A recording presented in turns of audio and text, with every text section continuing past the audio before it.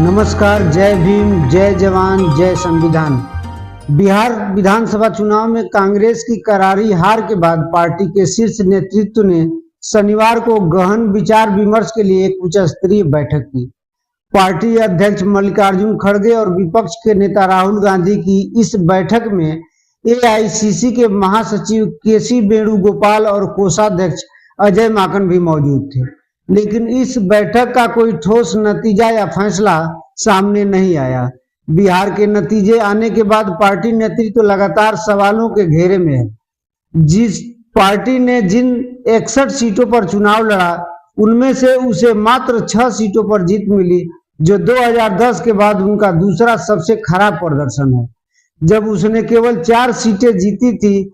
इस निराशाजनक प्रदर्शन ने कांग्रेस के भीतर आत्ममंथन की जरूरत को बढ़ा दिया। हार के बावजूद कांग्रेस नेतृत्व ने वोट चोरी के अपने आरोपों को नहीं छोड़ने का फैसला किया है।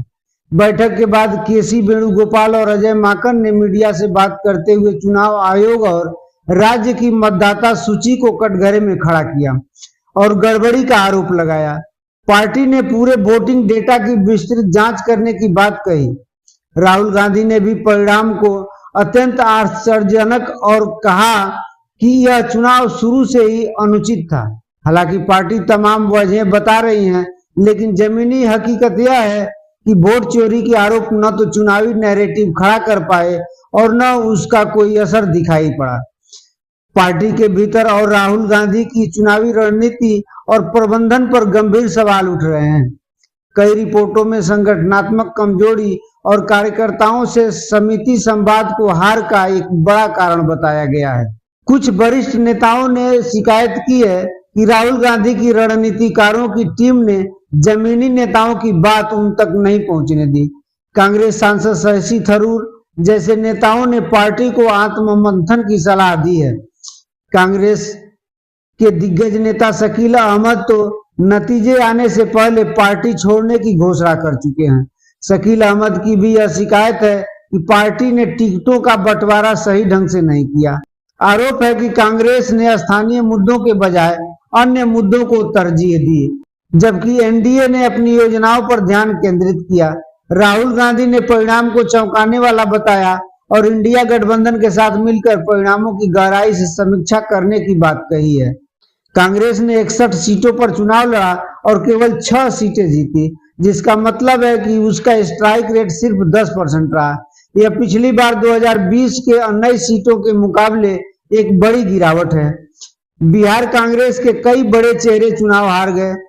पार्टी के मजबूत जमीनी संगठन का अभाव और 5 स्टार होटलों में रणनीति बनाने के आरोप भी लगे। सीट बंटवारे को लेकर घटक दलों के बीच तालमेल की कमी और स्थानीय नेताओं की अनदेखी भी हार के प्रमुख कारणों में से एक है। नतीजों ने कांग्रेस के नेतृत्व को लेकर बहस छेड़ दी है। कांग्रेस के वरिष्ठ नेता किशोर कुमार झा समेत पार्टी के अंदरूनी सूत्रों का तर्क है कि पार्टी ने राजद के तेजस्वी यादव के आगे आत्मसमर्पण कर दिया, अपनी स्वतंत्र पहचान को नजरअंदाज कर दिया और ओबीसी ईबीसी द्विआधारी के जाल में फंस गई। बिहार की हार से विपक्षी इंडिया गठबंधन पर दबाव बढ़ गया है। तृणमूल कांग्रेस जैसी पार्टियां लगातार कांग्रेस के नेतृत्व को चुनौती दे रही हैं, खासकर जब कांग्रेस राष्ट्रीय स्तर पर महागठबंधन का हिस्सा होते हुए भी राज्यों में कमजोर प्रदर्शन कर रही है। गठबंधन को अब इंडिया के विचार को फिर से परिभाषित करने और सहयोगियों के बीच सीट बंटवारे और आपसी तालमेल को मजबूत करने की चुनौती का सामना करना पड़ेगा।